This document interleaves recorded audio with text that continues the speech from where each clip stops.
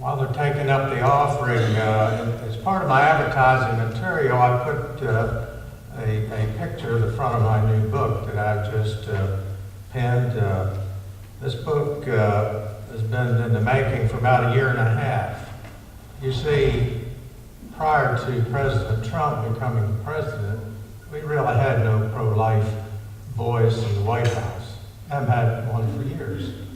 And so I penned several letters to him explaining certain things, and I printed them in the book, that what blessings have been forthcoming, and I'm going to address some of these in my discussion this evening. There have been many blessings that have flowed from the fact that I believe that he is a pro-life president. He was a pro-life candidate. You know, as we all probably know, he's sticking to his guns on all his issues. But as I said, he is a pro-life president, and I've explained to him some of the blessings that have come to this nation that I believe have flowed from that. You see, Jesus, in other words, we're blessed by our actions. If we turn to Jesus, we'll be blessed. Turn our back on Jesus, we'll be cursed. The word tells us this. And if you go back and prior to that, President Obama was pro-abortion. George W. Bush, he talked the game, but I don't think he walked the walk too good. His wife was pro-abortion. The Clintons were pro-abortion. George Herbert Walker Bush was pro-abortion. In fact, George Herbert Walker Bush, back in about 1970, was part of a group called Zero Population Growth, and they promoted abortion. And that was about the time of the Roe v. Wade decision. And then when he became vice president under President Reagan made him get out of the organization because President Reagan was pro-life. So I'm going to share some things based on what I believe are some curses and blessings that we've had here in the United States. There are copies of the book. My wife is manning the store out there, as they say. I think if you take it home, it's a short book. And I purposely made it a short book because, you know what? I don't like reading 300-page novels, right? I like short and sweet. So, believe me, you can read it in probably less than an hour, probably. But it sets out the facts. I thank you all for being here tonight because I think you're all going to be enriched by what I have to say. Because I feel called by the Lord to write this book and present this discussion this evening. Let me start out by saying I've got this hourglass here. I'm going to turn it over. Ladies and gentlemen, if we don't stop abortion in this country, our time as a nation is running out. And if you understand the facts that I'm going to present to you, you'll understand fully what we're dealing with here. The hour is short. So, let me, I've never used one of these before. Let's see what we got there. As I set out in my book, there are many instances, many of them biblical and many of them current, that you can see Jesus doing things in the life of his people. We as Christians believe he created the heavens and the earth and man and the beasts and the fishes and the fowls about 18 years ago. So he created everything. He was there from eternity past. He'll be there for eternity future. Right? And so he created man. And so man fell and sinned, and he brought the flood on the earth. Right? And everybody was annihilated except 8 people. And then you move on down the line. He opened up the Red Sea and let the Israelites through. And then when the Israelites wouldn't go into promised land, he made them wander in the desert for 40 years. So the whole generation died off except 2 people. And I want you to think about that 40 years a minute. How long has it been since Roe v. Wade was decided? 45 years. Over 40 years. I think we're on borrowed time from the Lord, to be honest with you. If you move on down the line, Jesus spoke and many things happened.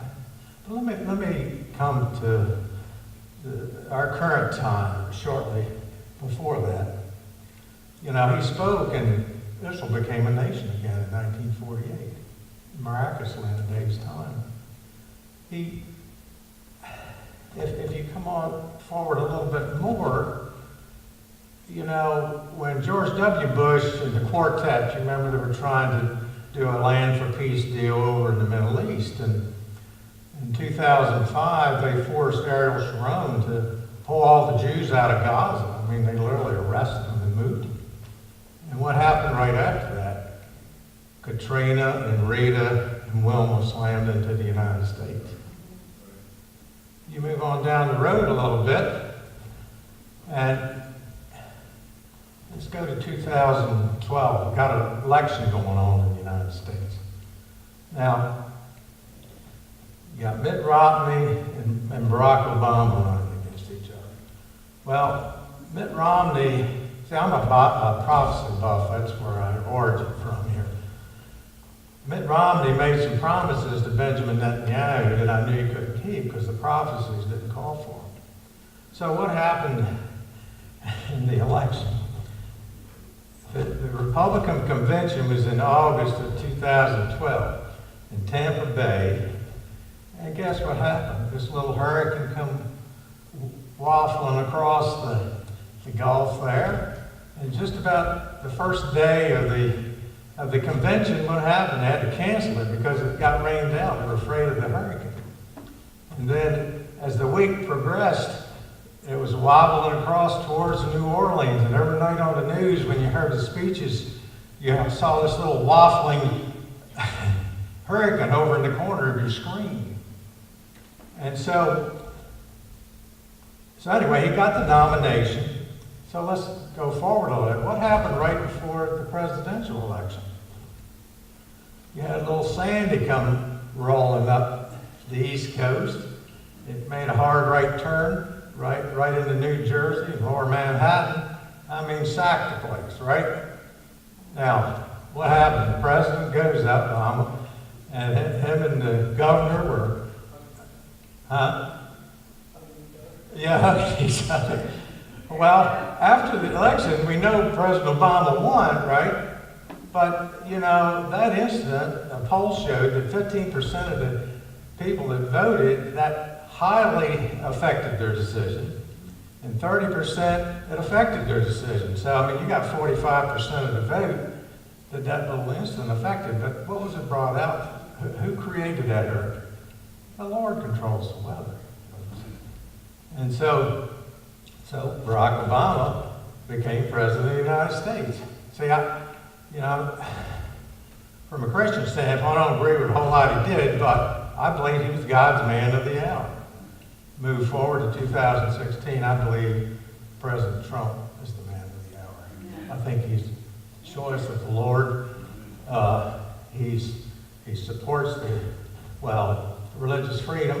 In other words, we can worship as we please.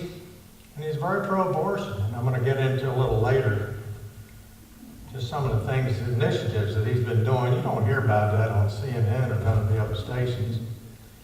You don't even hear them on Fox, to tell you the truth. What is this figure here? Take a good look at it and memorize it. This is figures from last year. Since Roe v. Wade, there's been 60 million abortions in this country. Think about that. 60 million abortions. Now, the 30 million under that, I want to make sure I got enough zeros up there. The 30 million, in other words, if you figure a generation is 20 years, we've had 45 years, right? All right, well, that's childbearing age, right? Say age 20. So if each one of those, half of those children, or those 60 million, I don't know what happened there. Somebody changed it up on me. There it is. Huh. Okay. So if half of the 60 million were childbearing years and had one child apiece, that's 30 million people, right? That's 30 million people we don't have in society. And some of those are old enough to have grandchildren. And so you might have 10 million grandchildren that don't exist because 60 million were eliminated. And so 100 million is what I believe our population is short because of Roe v. Wade and almost unlimited abortions down to this day. Now, the next slide. Assuming there's a million abortions a year, and assuming it's the same continues for another 20 years, that's what the figures look like. 80 million abortions, children 55 million, grandchildren 25 million, great-grandchildren 5 million, total reduction in population 165 million people in 20 years at the current rate. Now,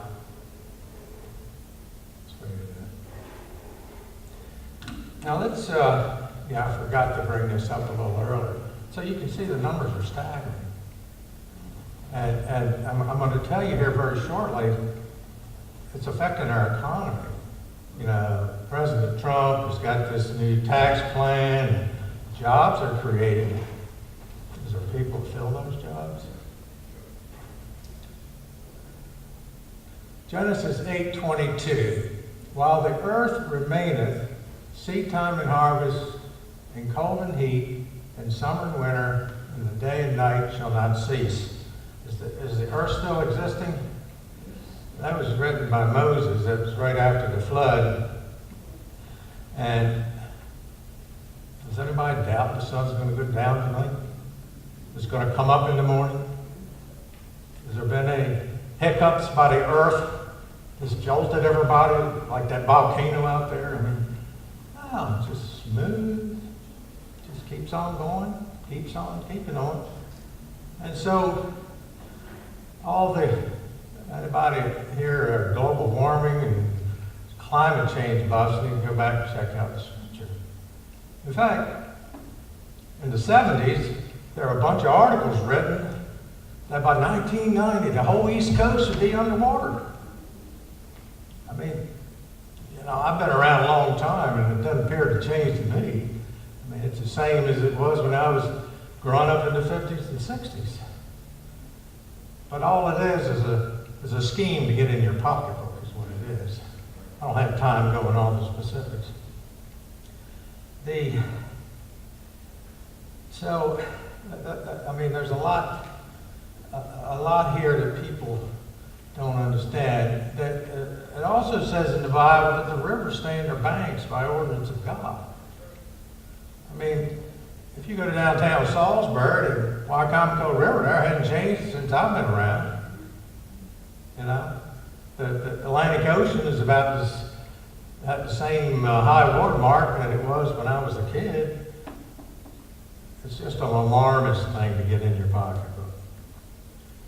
Since Roe v. Wade, in other words, if you take the figures and do the math, in 2017, we're supposed to have 325 million in the country.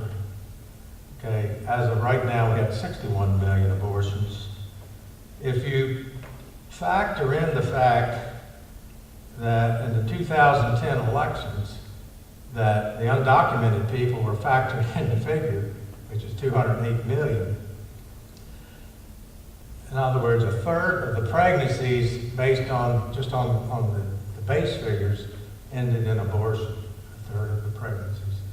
But actually, when you factor in the undocumented people here, because they came across the border, okay, they weren't born here, the sum goes up way above 40%. I mean, that's horrible to think that many. In fact, right now, there are more deaths in the white community than births, the same in the black community. So we're going downhill. Okay? Now,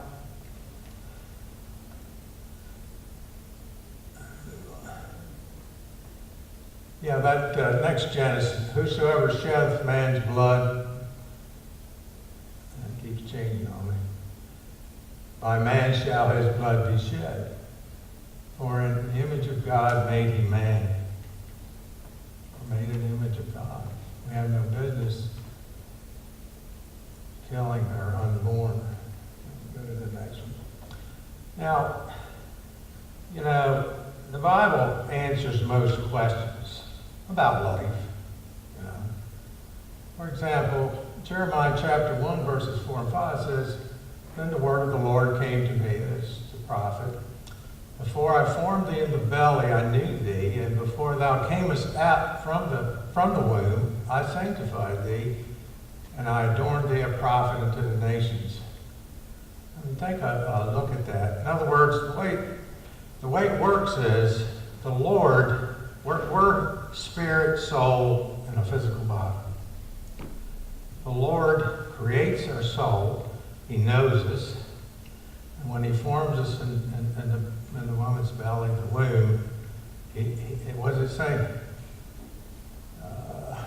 Before I formed thee, that little thing they call a fetus, Jesus has formed that. Now, you think he's happy with what we're doing with his creation? I don't think so. Jesus is in control, folks.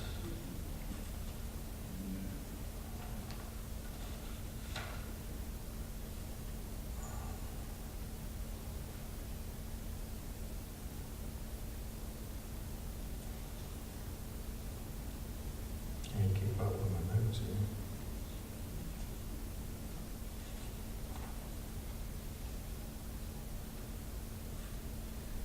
Now, let's move on very briefly here.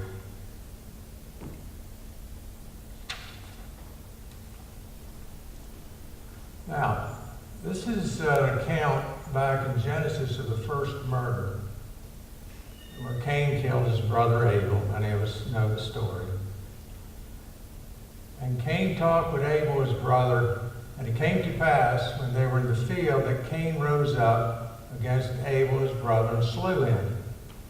Now, if you'll remember the story, you know, God accepted Abel's sacrifice and he turned down Cain. So he was jealous of his brother. And it says, And the Lord said unto Cain, Where is Abel thy brother? And he said, I know not, my brother's keeper. Just kind of flippant. And he said, What hast thou done? The voice of thy brother's blood crieth up from the ground to me. I mean, can you imagine 61 million dead babies' blood crying up to the Lord? I mean, that has to be really pulling at the Lord's string. I mean, he's got to be mad and sad at the same time. And now thou art cursed from the earth, which has opened her mouth to receive thy brother's blood from my hand. Here's the one that I'm getting ready to talk about. And when thou tillest the ground, it shall not henceforth yield unto thee her strength. You want to read it again? When thou tillest the ground, it shall not henceforth yield unto thee her strength. Folks, this is the first inflation. You know, you hear it on the news, inflation. Is there inflation? It is and it isn't. In other words, when he plants his field, he's going to have the same inputs, but he's only going to get 75 bushels an acre instead of 100 bushels an acre.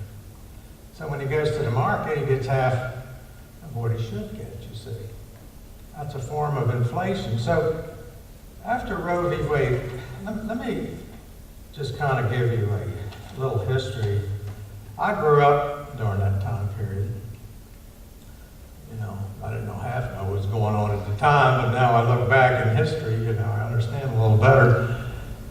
If you remember, in 1960, the pill was created, okay? In 1962 and 3, prayer and Bible reading were ordered out of the school by our Supreme Court. And to be honest with you, I'm not sure they had the authority to do that. I mean, the founding fathers would have tarred and feathered them because each state, each colony had their own religion. I mean, we were Catholics in Maryland, the Anglicans down in Virginia. You had the Quakers, you had the Puritans, the Pilgrims. They all had their religions. They would have never stood for that. Now, then after that, of course, the 60s were very tumultuous times. That's when the Vietnam War was. There was riots galore in the colleges. Right up at the University of Maryland where I went, there was riots. But there was what they called a sexual revolution. They had the pill, they had the yippies and the hippies. They were forming their communes, and they were producing babies like it was coming out of style. And I can remember there were illegal abortions going on in the late 60s. And there was pressure building out there in the community to do something. We can't make these women go in backroom butcher shops to have their abortions. That's terrible. I mean, that was the argument. And then they made the argument that in other words, it allowed abortion in the first trimester. Oh, it is a blob of cells in there. Well, we know better now. It's not just a blob of cells. It's a baby in there. So what happened was you had Roe v. Wade decided January 1st, 1973. Unlimited abortion the first trimester. Well, lo and behold, I see a few people out here I think was living when I was living back then. I was in college in my second year. I was poor. And all of a sudden you had a gas shortage. Anybody remember the gas shortage? Odd days, even days, running out of gas everywhere. The price of gas jumping through the roof for that time. All the way through college, there was this little self-serve place in College Park. $29.9, man, that was a bargain for a gallon of gas, But lo and behold, here we are, this gas shortage, and fuel oil jumped through the roof, and remember, everybody was buying wood stoves. Anybody buy a wood stove back then? I mean, we got to do something about this. I mean, we're going poor and broke. We can't afford this fuel oil spike. And actually, gasoline went up to 39 cents in 1973. By 1981, it was $1.31. It went up over 300% in a very short period of time. The price of vehicles shot up 120% in that period of time. But guess what happened to wages? They only went up 81%. Doesn't that reflect back at what the Bible says? You murder my babies, and you're going to pay more, you're going to make less, and your standard of living is not going to be very good. Okay? The Lord's in control. He let it go, because what happened was there was this pressure building up for abortion, and they spiked in the 70s. I mean, remember when Jimmy Carter was in office, 20% interest rates? People couldn't buy cars or homes at the time. It was horrible. And after that, it continued to go up. I was talking to a friend of mine the other day. He has a local car dealership. I'm going to nameless, but I mean, you probably all know him. But he said, Dale, my sales manager bought a used pickup truck for $52,000. He was almost afraid to drive the thing. When we grew up, a couple grand and you got a pickup truck to ride down the road in, right? I mean, that's, of course, technology is much more involved with the car than that. But if you think about that, now, so we've lost all these people in our society. We're 100 million down in our population. Granted, all of them are not working age. Some of them are under 20, and they're, let's see what I've got here. I might go by this, but you see, this is Proverbs 16, God hates hands that shed innocent blood.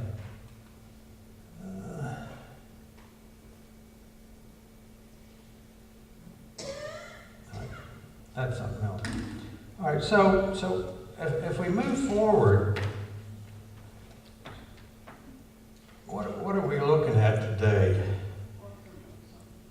You know, we have this shortage of our population, a big hole. I mean, we got roughly 325 million, and I got 100 million don't exist because of abortion, okay? Now, so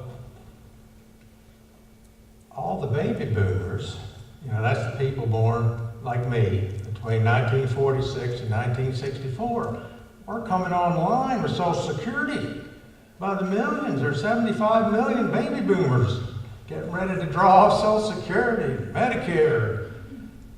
They're not all on there yet, but I mean, listen, folks, the Congress is getting ready to give us some pain on Social Security. They haven't told you yet because they want to get by the midterms, you know, get reelected. But, you know, the Democrats had a better plan. They had Obamacare. You remember Obamacare?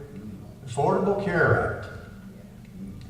And do you remember some of the news people talking about death panels? Remember that? Death panels? Anybody remember death panels? Let me tell you what death panels were. We had murdered off all these babies and divided them in, and they realized, hey, we're in trouble. You know, we're going to get thrown out of office because we can't afford all these baby boomers getting ready to come online. So what the death panels were, folks, is when you turn to age 75, you're no longer deemed beneficial to society, and they were going to cut your medical benefits off. Isn't that horrible? So they were going to weed out us older folks, so to speak.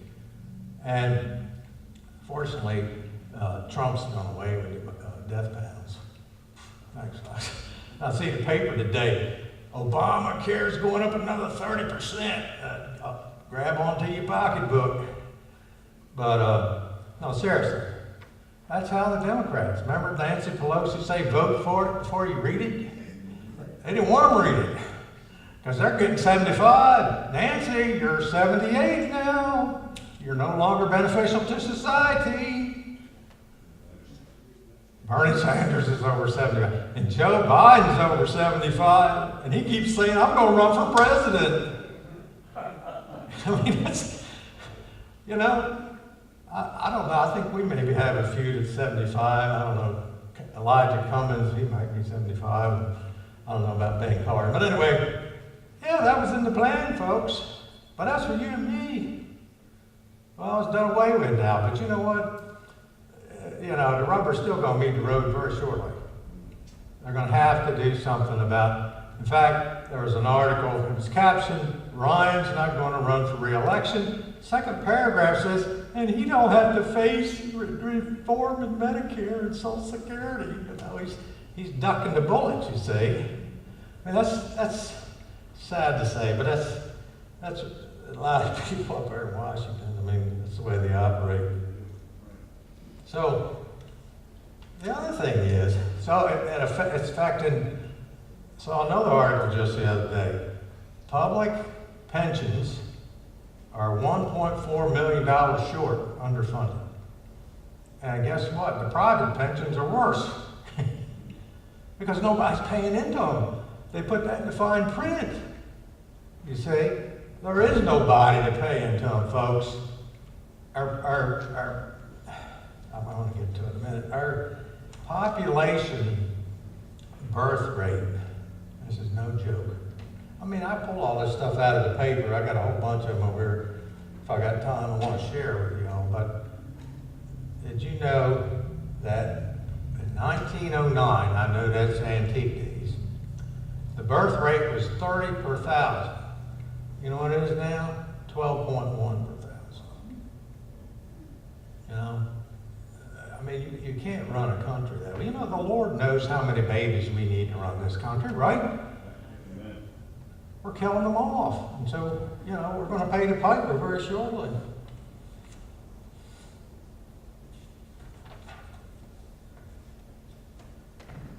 The cost, this is another little ditty I picked up on. After age 65, it costs $280,000 per person for medical care. So when you do the math of the boomers, 75 million, you get $21 trillion. Now, where are you going to get $21 trillion? I mean, they're going up now, $1 trillion in debt in Washington.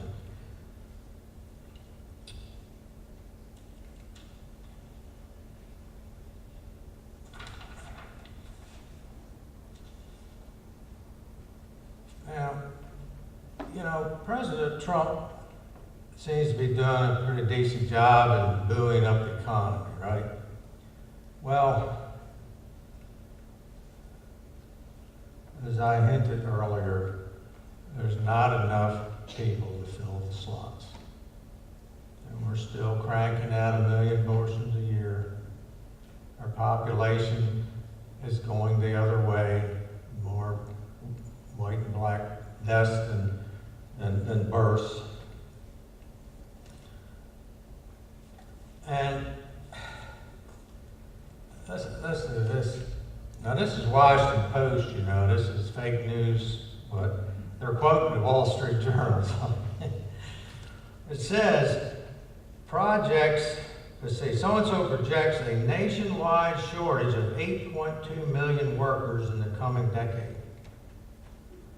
The Wall Street Journal reports that if every last jobless citizen in the 12 Midwestern states filled an open job in the region, 180,000 positions would still be unfilled. Wisconsin is so starved of workers that it has launched a $1 million marketing campaign aimed at luring millennial job applicants from Chicago. I guess you all saw where the jobless rate dropped to 3.9%.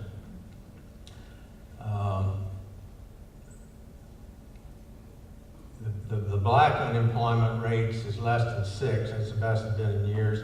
Hispanics is less than 5. So there's just nobody to fill these jobs. Now, what is that going to do? I mean, I got a whole bunch of articles here. I'm not going to read you all of them. But, for example, here's one. Railroad pay tracks higher. Anybody want an interesting railroad job? Union Pacific is offering up to $25,000 for somebody to come sign up for a job. I'm saying, sounds pretty good to me.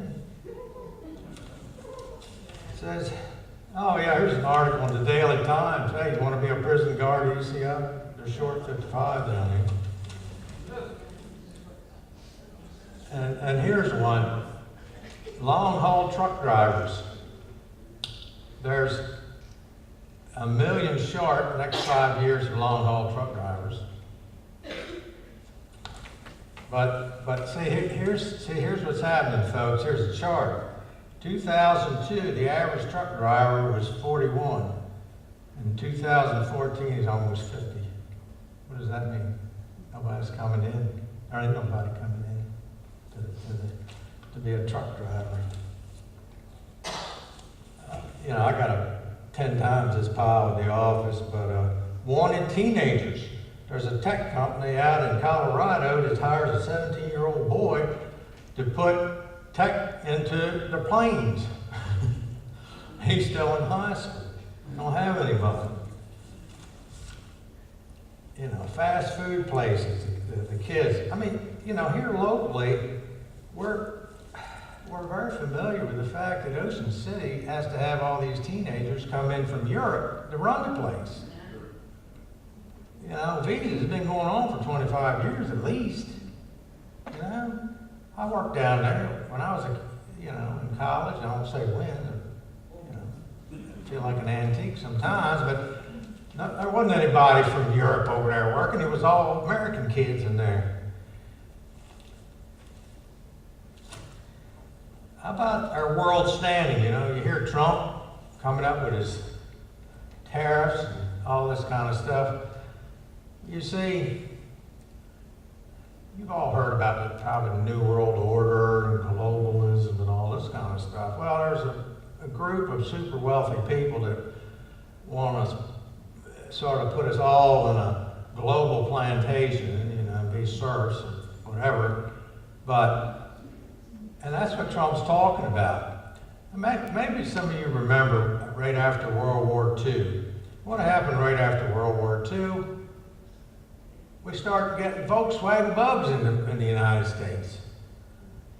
You know, there was 25 million of them sold before it stopped, you know, the biggest franchise ever. But what was that doing? It was sending our money to buy a car from Germany.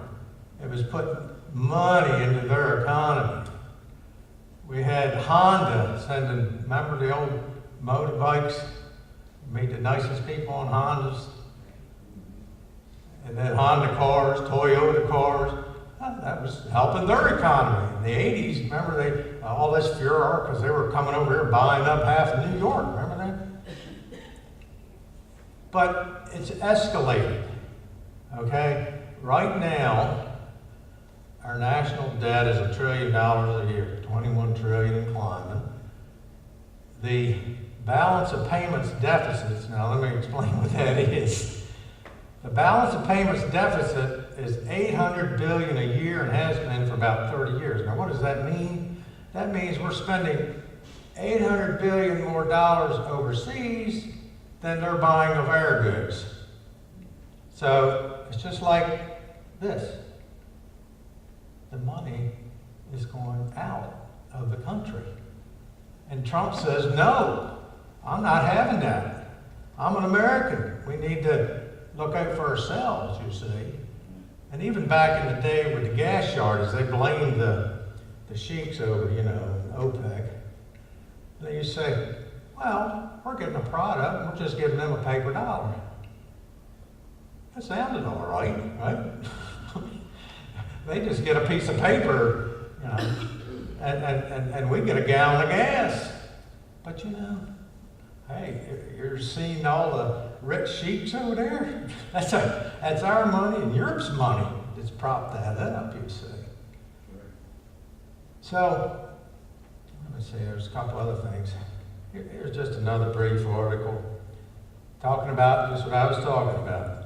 America in decline. There is no question that America's share of global wealth is shrinking. By some estimates, the United States accounted roughly for 50% of the global output at the end of World War II. By 1985, it was 22%. Let's see, 15. Anyway, they project, currently it's 15%. It's going to go down to 13.7% in 2023. So, what does this have to do with abortion? I think it has a lot to do with abortion. We're losing our wealth in this country. Do you see my 1% sign up here? You know what that 1% means? 40% of, 1% of Americans own 40% of the wealth. You know, they've been taking our dollars, you and me, the working guys. So they're economic spin-offs. Now, the other thing I wanted to bring up, I've gone down the economic thing. You know, I personally think the Lord is tired of us killing his babies, you know. I mean, we're 45 years out. You know, 10 years ago, they were saying Social Security is going to go bust in 2035. Well, recently, they're saying 2025. And I think it's probably 5 years or less. I mean, the way things are going. Now, I don't think it's going to go bust. They're not going to stop payments. What's going to happen is you're going to get less. You know, just back it on. The other thing I want to say, you know, to murder somebody is a final act. Okay? I think we'd all agree to that. You need to go to jail for however years. But I believe we're seeing all this violence in society is, in other words, we're reaping what we've sowed. You sow the wind and you reap the whirlwind. I mean, how many shootings have we had this year? You know? I mean, and I think it's going to go on and on. I believe, you know, that if we stop abortion, it's probably not going to stop right away, but I think it'll put a pretty good sized dent in it.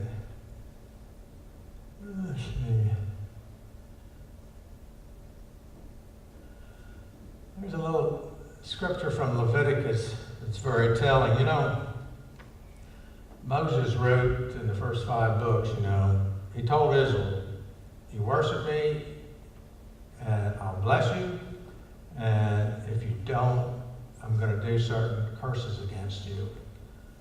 Now let's read this one. I will also do this unto you. I will even appoint over you terror, consumption, and burning hand. Have you heard that word terror before? I mean, we've had terror in this country. The first time I remember hearing it was when the Oklahoma City bombing came down. They started using the word terror. Of course, 9/11, a terror attack. You see, it's right there in the Bible. Don't bring terror on you. And it's going to keep on until we get rid of abortion. And, you know, every time they have a terror attack, you know, all the legislatures, they pass more gun control. And, you know, to blame an inanimate object, which really is in the heart, it's coming out of the heart, is kind of silly in a way. But, I mean, if they ban all the guns, it's going to leave us helpless. You see, if you look back in Germany, Hitler banned the guns in 1938, Stalin in 1929. Of course, they didn't have Second Amendment. But ethnic cleansing started. Folks, I don't mean sound, too up in the air with that, but you just don't know. See, I mean, if you go to Europe, over in Holland, if an older person goes in the hospital, they may not come out over there, They're no longer beneficial. Here's your pill, Mr. Jones. In Belgium, it's happening. I don't see it around the corner, but I mean, it's something to think about. But let me talk about gun control as part of violence here. Take our friends to the south, Mexico. I've heard a lot about Mexico. Well, you know how you buy a gun in Mexico? Listen to this. Get a letter from the local authorities confirming that you do not have a criminal record. Submit a letter showing your employment status and pay. Pass a background check that considers criminal history, employment, and current gun ownership. Travel to Mexico City, where the only store authorized to sell guns is located. That's how you get a gun in Mexico. Now, then you get fingerprinted there, and you can buy a gun. Now, you probably don't. Most Americans, we've got enough going on here. But if you look at Mexico, there was 30,000 murders there last year. The average person that doesn't have a gun, who's going to go through all this rigmarole to buy a gun? But guess what? The gangs and the drug dealers have automatic weapons, and they're going around mass murdering people. How would you like to be going to Washington, a nice bus trip, and you're having an old sunny day, and you head Easton, and oh my gosh, there's a couple of bandits standing there with automatic weapons pointed at you. And they get on the bus, and they rifle through and take all your valuables. That's what's happening down there, folks. If you buy a new pickup truck, you might be riding down the road, some bandit, points his, get out, shoots you, and takes the truck. I mean, that's the kind of stuff's been going on. It's not as bad as it was, but we have violence in America. But there have been some improvements.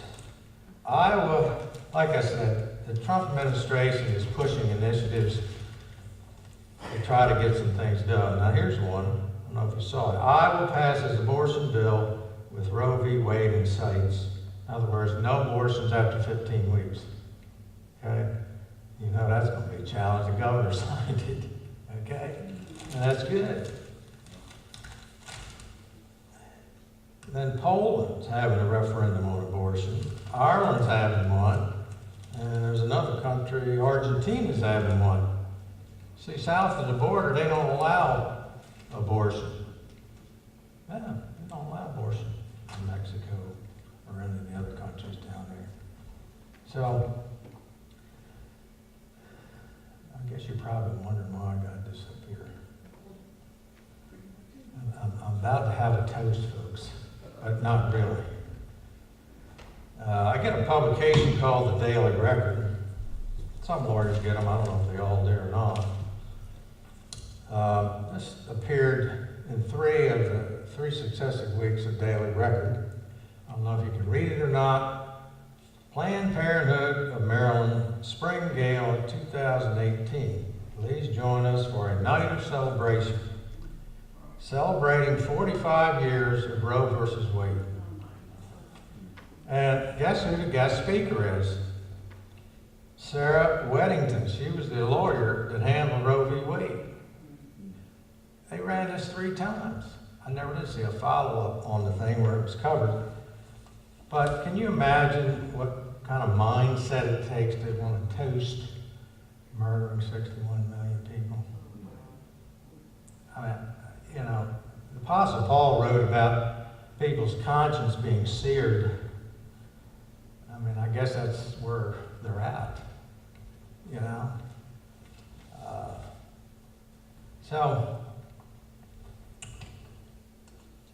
Let me see what else I got up here. I think that's about it. Oh, yeah, here's another one that I just kind of threw in. It says, this is Deuteronomy. This is, you know, if Israel doesn't follow what Jesus or the Lord tells them. Thou shalt betroth a wife, and another man shall lie with her. Remember a couple of years ago, there was a website you could go on, learn how to cheat on your spouse. Remember that? A couple of years ago? Yeah, a couple of years ago. 35% of Americans went on that website. It's a travesty.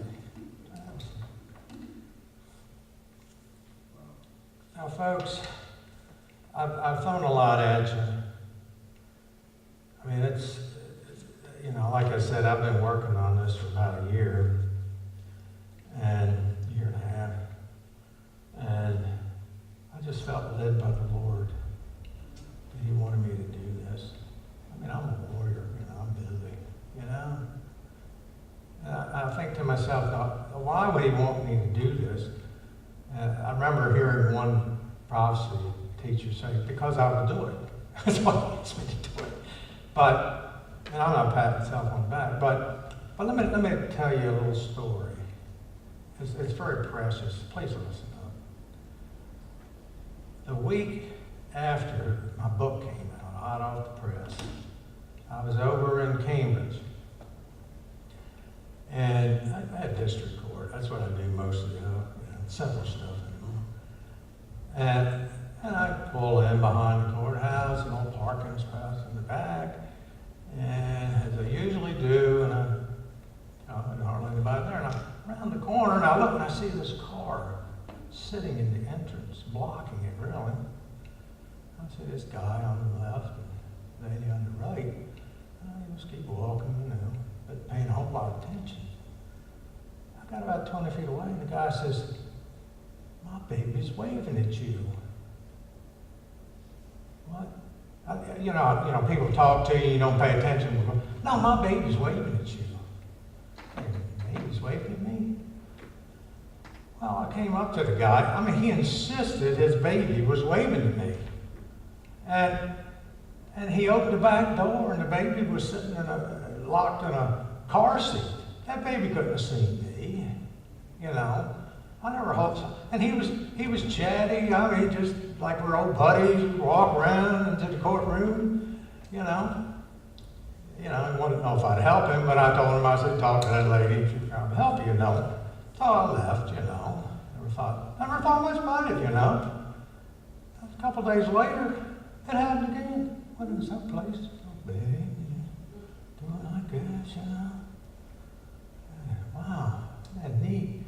And a couple of days later, my wife and I on Fridays, we go to a local, our outing on Fridays, we go to one of the local fast food joints. And I walk up there and walk in the door, and I look to my left, there's a little old baby, just doing one of these,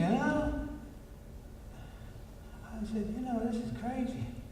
That baby's waving at me. In fact, I knew the dad, he worked downtown. Yeah. So we finally got our lunch, and he left before we did. He says, I'm sorry for him interfering with your lunch. But see, he didn't know what that baby had. He had a signal, I believe, from Jesus.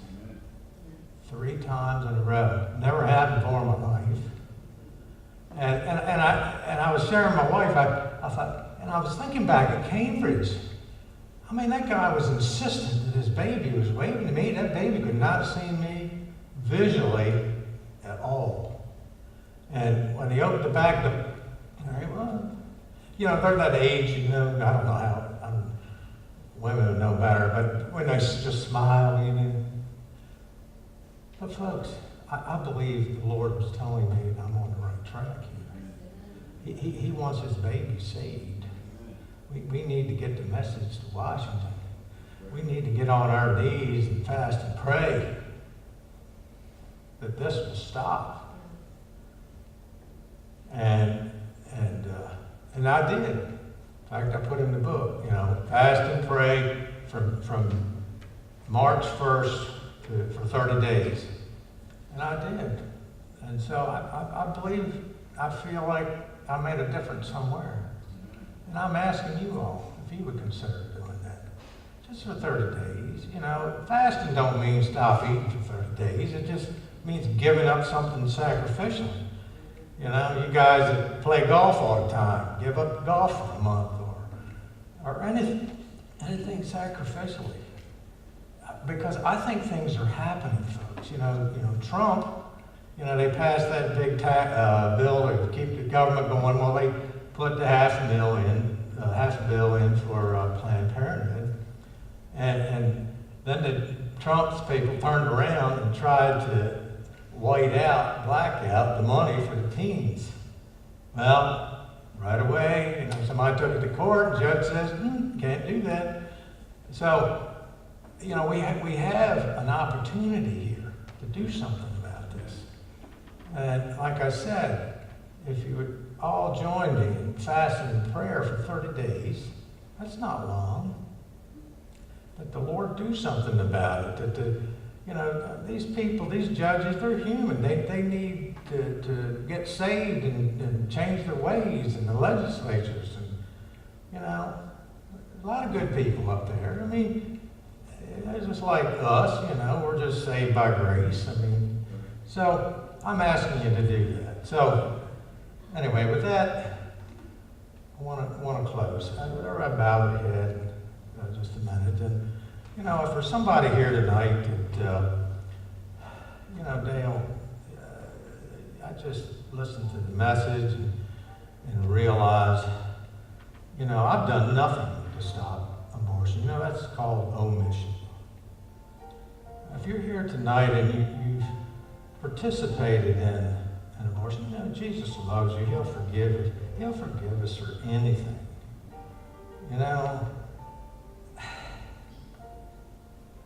And, the Jane Roe that had that abortion in 73, she got saved and she became a pro-life advocate. She died a couple years ago and she's in heaven with her baby now. They're hugging each other. Folks, there's got to be a lot of women out there that will never see whether their baby was blonde hair or brown hair, blue-eyed or brown-eyed. In fact, when